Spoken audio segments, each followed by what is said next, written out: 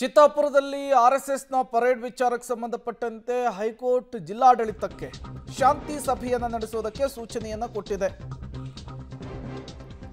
October 28ನೇ ತಾರೀಕು ಜಿಲ್ಲಾಡಳಿತದ ವತಿಯಿಂದ ಶಾಂತಿ ಸಭೆಯನ್ನು ಕೂಡ ಕರೆಯಲಾಗಿದೆ. ಕಲಬುರಗಿ ಜಿಲ್ಲಾಡಳಿತಕ್ಕೆ ಈಗ ಹೊಸ ಟೆನ್ಷನ್ ಶುರುವಾಗಿದೆ. ಆರ್ಎಸ್ಎಸ್ ಸಂಘ ನೋಂದಣಿ ಇದ್ರೆ ಅನುಮತಿ ಕೊಡಿ, ಇಲ್ಲದಿದ್ರೆ ಅಂದೇ ನಾವು ಪಥಸಂಚಲನವನ್ನು ಮಾಡ್ತೇವೆ. ಕಲಬುರಗಿಯಲ್ಲಿ ಭೀಮ್ ಆರ್ಮಿಯ ಎಸ್ ತಾವಡೆ ಈ ರೀತಿಯ ಹೇಳಿಕೆಯನ್ನು ಕೊಟ್ಟಿರುವಂತಹದ್ದು. ಚಿತ್ತಾಪುರದಲ್ಲಿ ಪಥಸಂಚಲನದ ವಿಚಾರ ಸದ್ಯಕ್ಕೆ ಬಗೆಹರಿಯೋ ಹಂಗೆ ಕಾಣಿಸ್ತಾ ಇಲ್ಲ. 28ಕ್ಕೆ ಶಾಂತಿ ಸಭೆ, 30ಕ್ಕೆ ಕೋರ್ಟ್ನಲ್ಲಿ ವಿಚಾರಣೆ. ಅದರ ನಡುವೆ ಭೀಮ್ ಆರ್ಮಿ ಈಗ ಮತ್ತೊಂದು ಹೊಸ ಖ್ಯಾತಿಯನ್ನು ತೆಗೆದಿದೆ. ಅದು ಕೂಡ ಆರ್ಎಸ್ಎಸ್ನ ರಿಜಿಸ್ಟ್ರೇಷನ್ನ ವಿಚಾರಕ್ಕೆ ಸಂಬಂಧಪಟ್ಟಂತೆ. ಅವರು ನಮಗೆ ಲೆಟರ್ ಕೊಟ್ಟು ಕರೆದ್ರೆ ನಾವು ಶಾಂತಿ ಸಭೆಗೆ ಹೋಗ್ತೀವಿ.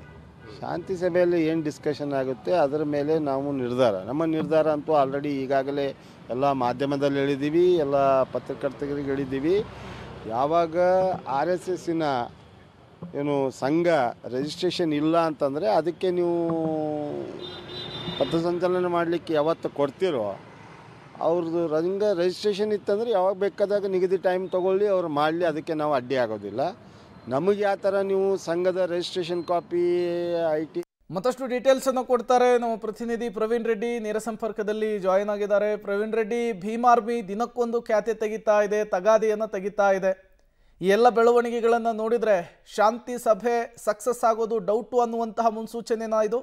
ಹೌದು ಪ್ರೇಮ್, ಈಗಾಗಲೇ ಅಂದರೆ ಕಲಬುರಗಿ ಹೈಕೋರ್ಟ್ ಪೀಠ ಏನು ಅಂದರೆ ನಾವು 30ಕ್ಕೆ ವಿಚಾರಣೆ ಮಾಡ್ತೀವಿ, 28ಕ್ಕೆ ಎಲ್ಲ 8 ಸಂಘಟನೆ ಅಂದರೆ RSS ಸೇರಿ ಎಲ್ಲ ಸಂಘಟನೆಗಳಿಗೂ ಒಂದು ಪೀಸ್ಫುಲ್ ಮೀಟಿಂಗ್ ಕರೆದು ಒಂದು ಒಮ್ಮತದ ನಿರ್ಧಾರಕ್ಕೆ ಬನ್ನಿ ಅಂತ ಏನೋ ಕೋರ್ಟ್ ಸೂಚನೆ ಕೊಟ್ಟಿದೆ. ಆದರೆ ಇನ್ನೂ ಕಲಬುರಗಿ ಜಿಲ್ಲಾಧಿಕಾರಿ ಅವರು ಇವತ್ತು ಮಧ್ಯಾಹ್ನ ಅಥವಾ ಸಾಯಂಕಾಲ ನೋಟಿಸ್ ಕೊಡೋರಿದ್ದಾರೆ. ಅದರ ಮಧ್ಯದಲ್ಲೇ ಈಗ ಭೀಮ್ ಆರ್ಮಿ ಏನಂದರೆ ಹಿಂದೆ ಏನು ವಾದ ಮಾಡಿತ್ತು ಅದೇ ವಾದಕ್ಕೆ ಸ್ಟಿಕ್ ಆನ್ ಆಗಿದೆ. ಏನಂದರೆ RSS ತನ್ನ ನೋಂದಣಿ ಪತ್ರ ಏನಾದರೂ ಇದ್ದಿದ್ದೇ ಆದರೆ ಆ ನೋಂದಣಿ ಪತ್ರವನ್ನು ತೋರಿಸಲಿ, ಆ ಜಿಲ್ಲಾಡಳಿತಕ್ಕೆ ಕೊಡಲಿ, ಆ ಜಿಲ್ಲಾಡಳಿತದ ಮುಖಾಂತರ ನಾವು ಕೂಡ ಆ ನೋಂದಣಿ ಪತ್ರವನ್ನು ಪಡಿತೀವಿ. ಅದಾದ ಬಳಿಕ ಒಂದು ವೇಳೆ RSS ಅವರ ಬಳಿ ಅಂದರೆ ನೋಂದಣಿ ಪತ್ರ ಇದ್ದಿದ್ದೇ ಆದರೆ ನಾವು ಅವರಿಗೂ ಕೂಡ ಪ್ರತ್ಯೇಕವಾದಂತಹ ದಿನಾಂಕಕ್ಕೆ ನಾವು ಕೂಡ ಸಮ್ಮತಿಯನ್ನು ಸೂಚಿಸ್ತೀವಿ. ಒಂದು ವೇಳೆ ಏನಾದರೆ ಅವರ ನೋಂದಣಿ ಪತ್ರ ಇಲ್ಲ ಅಂದರೆ ಕೋರ್ಟ್ ಯಾವಾಗ ಅವ್ರಿಗೆ ಅಂದರೆ ಕೋರ್ಟ್ ಅನ್ನುವಂಥ ಪದಗಳು ಅವ್ರು ಬಳಕೆ ಮಾಡೋದೇ ಇಲ್ಲ, ಆದರೆ ಯಾವಾಗ RSS ಪಥಸಂಚಲನ ನಡೆಸುತ್ತೆ ಅದೇ ದಿನ ನಾವು ಕೂಡ ಪಥಸಂಚಲನವನ್ನು ಮಾಡೇ ಮಾಡ್ತೀವಿ ಅಂಥೇಳಿ ಈಗ ಭೀಮ್ ಆರ್ಮಿಯ ರಾಜ್ಯಾಧ್ಯಕ್ಷ ತಾವಡೆ ಅವರು ಹೇಳಿದ್ದಾರೆ. ಸೊ ಒಟ್ಟಿನಲ್ಲಿ ಕಲಬುರಗಿ ಜಿಲ್ಲಾಧಿಕಾರಿಗಳನ್ನು 28ಕ್ಕೆ ಶಾಂತಿ ಸಭೆ ನಡೆಸಬೇಕು ಅಂತ ಮುಂದಾಗ್ತಾ ಇದ್ದಾರೆ.